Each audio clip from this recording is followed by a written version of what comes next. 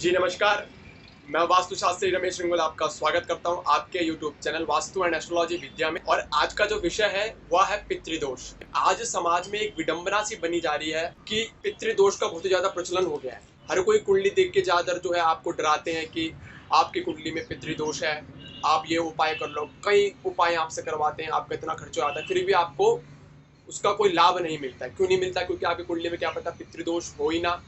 क्योंकि ज्योतिष के विश्लेषण के अनुसार बहुत ही कम कुंडलियों में पितृदोष पाया जाता है। इसका एक फॉर्मूला है जिसके द्वारा पहचाना जाता है कि क्या आपकी कुंडली में सच में पितृदोष है। क्योंकि आज समाज में बहुत ज्यादा प्रचलन हो चुका है पितृदोष का, तो मैंने सोचा कि क्यों ना एक वीडियो बनाई जाए पितृदोष के ऊपर और आपको सचेत किया जाए और आपको ज्ञान करवाया जाए। क्योंकि ज्योतिष मतलब प्रकाश, जो आपको प्रकाश दे, अंधकार से दूर ले जाकर आपको प्रकाश में ले जाए। तो इसी प्रकार मैं आज प्रकाश डालूंगा पितृदोष के ऊपर। तो देखिए, पितृदोष यानी कि जो पितरों द्वारा जो दोष हमारे ऊपर होते हैं, यानी कि कुछ हमारा ऋण होता है जो हमें चुकाना होता है, तो कुंडली में किस प्रकार हमें दिखता है। देखिए, इसमें सबसे अहम रोल पंचम भाव का होता है। फिफ्थ हाउस जो आपका कुंडली का हॉरोस्कोप में जो कुंडली का फिफ्थ हाउस है, उससे देखा जाता है। एक्चुअली में क्या होता है कि जो फिफ्थ हाउस है वो आपके पूर्व जन्म का हाउस है, यानी कि पूर्व जन्म का जो देखा जाता है वो फिफ्थ हाउस से ही देखा जाता है। तो अब फॉर्मूला क्या है?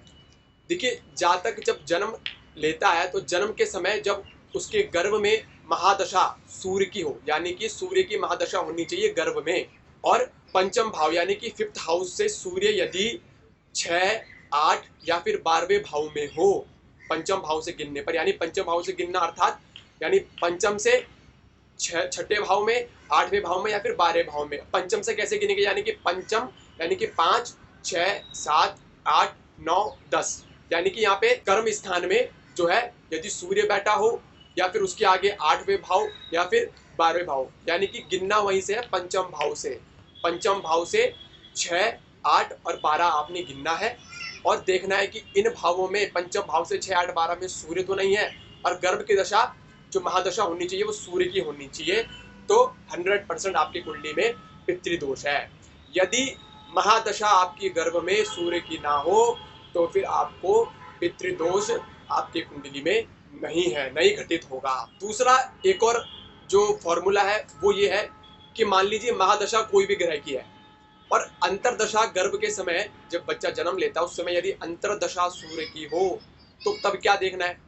जब अंतरदशा सूर्य की हो जन्म के समय जातक की, तो देखना है कि पंचम भाव से फिफ्थ हाउस से सूर्य जो है सेकंड या फिर 12th हाउस में ना हो, यानी कि पंचम से गिनने पर 2 और 12वें भाव में सूर्य यदि होगा तो पितृदोष होगा।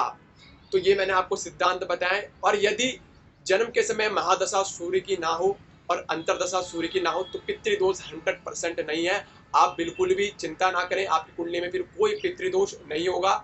आप भी खुद देख सकते हैं, ऐसा आजकल सॉफ्टवेयर है ज्योतिष के, आप उनके माध्यम से देख सकते हैं कि हमारे जन्म के समय कौन सी दशा थी या फिर अंतरदशा या महादशा किस चीज की थी, या फिर सूर्य जो है फिफ्थ हाउस से 6, 8, 12 में हो या फिर अंतरदशा सूर्य की हो तो सूर्य पंचम भाव से सेकंड या फिर 12th हाउस में होगा तो पितृदोष होगा, अन्यथा बिल्कुल भी नहीं होगा। आपको डरने की कोई चिंता नहीं है, कोई आपको ठग नहीं सकता, क्योंकि ज्योतिष का काम है प्रकाश डालना, ना कि अंधकार में रखना।